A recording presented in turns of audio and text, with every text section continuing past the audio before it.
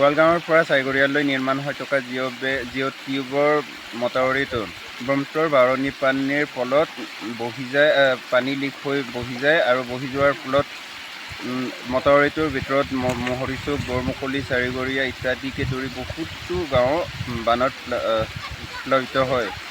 ফলত গৰু, ম'হ, ছাগলী ইত্যাদি পোহনীয়া জন্তুৰ চৰাবলৈ অসুবিধাৰ সৃষ্টি কৰে।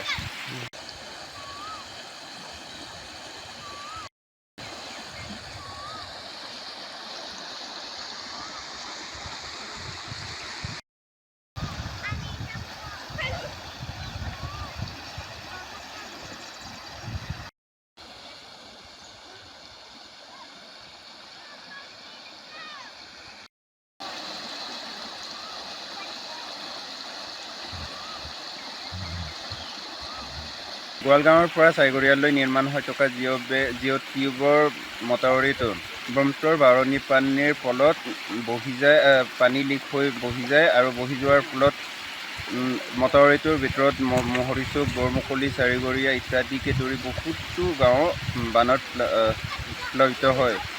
ফলত গৰু, ম'হ, ছাগলী ইত্যাদি পোহনীয়া জন্তুৰ চৰাবলৈ অসুবিধাৰ সৃষ্টি কৰে।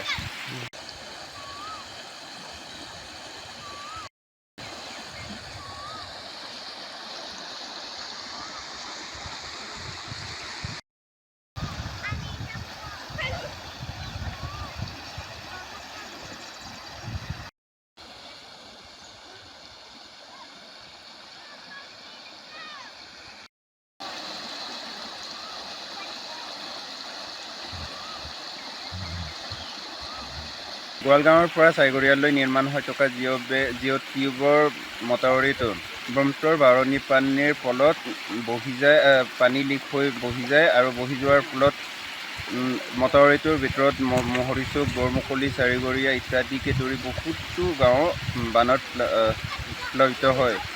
ফলত গৰু, ম'হ, ছাগলী ইত্যাদি পোহনীয়া জন্তুৰ চৰাবলৈ অসুবিধাৰ সৃষ্টি কৰে।